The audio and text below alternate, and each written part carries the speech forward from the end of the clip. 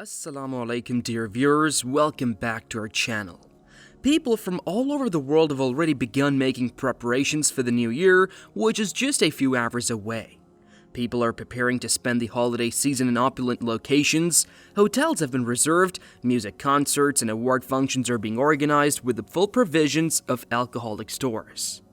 The purpose of these events is to allow millions of people to dance until midnight while inebriated and subsequently commit adultery on the streets like donkeys and pigs.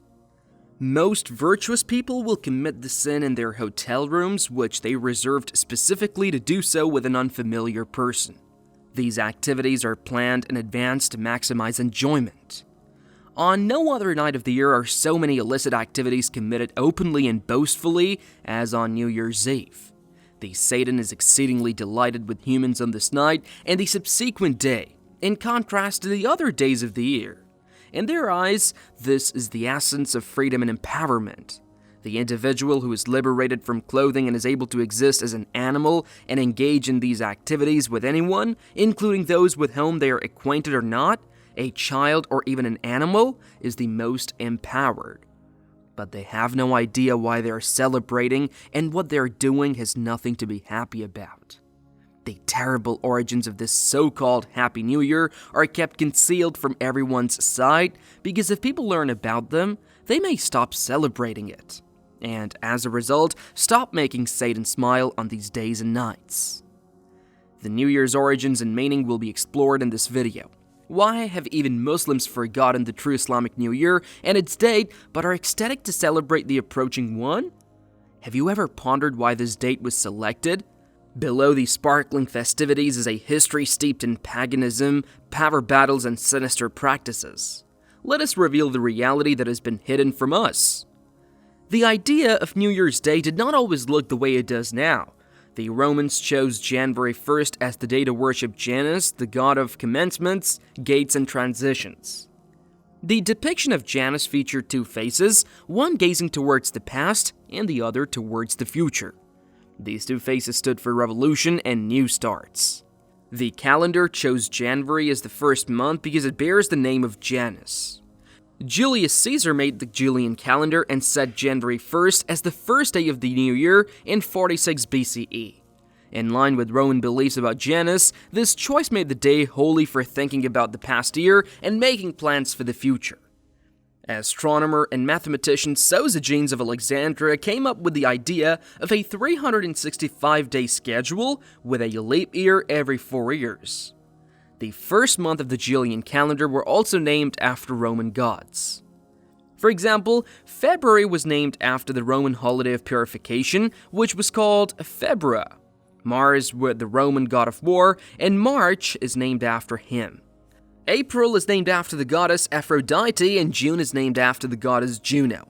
July is named after Julius Caesar, who was a god for the Romans, and August is named after Augustus, who was an Olympian deity. The Latin words for 7th, 8th, and so on gave rise to the names of the other months. This is the truth about the new year and how the majority of months got their names from Roman gods.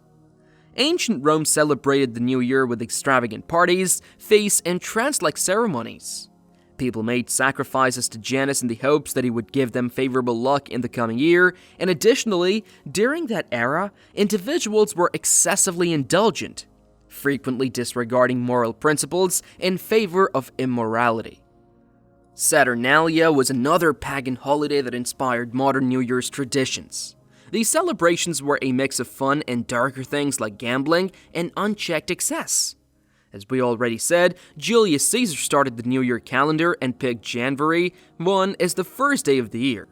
The first New Year celebration took place in Galilee, which is now northern Israel.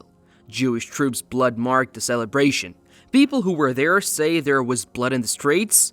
Many years later, Roman pagans celebrated the New Year by getting very drunk. They thought this was a way to relive the disorderly world that existed before their Roman gods brought order to it. It took a while for January 1st to become the official start of the new year. Early Christians didn't like that the date had pagan roots, so they celebrated the new year on March 25th, which was linked to the Annunciation of Jesus. But as the Roman Empire became Christian, social and political forces forced them to make concessions. Pope Gregory XIII created the Gregorian calendar in 1582, making January 1st the official start of the new year.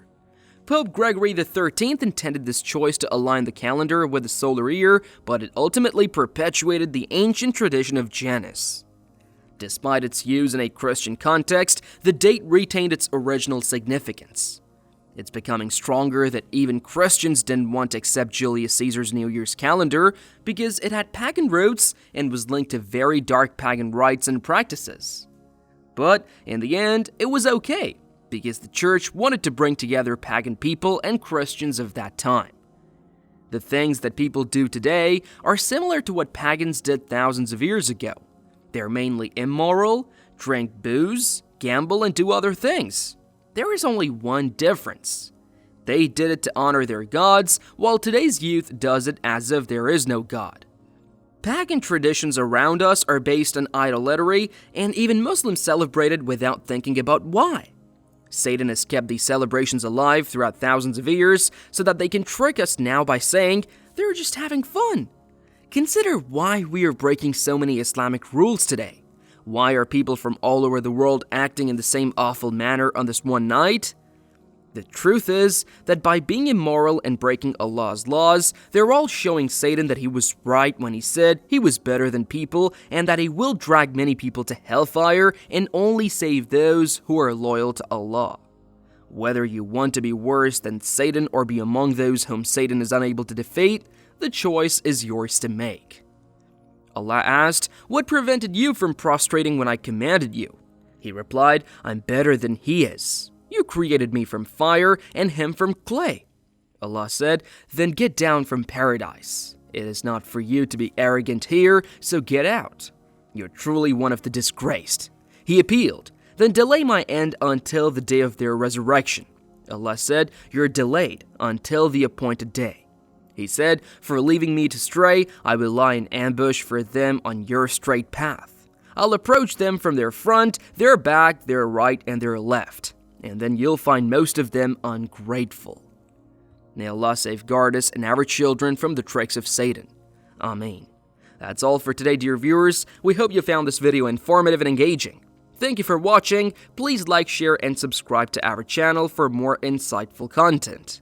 Until next time, Assalamu alaikum.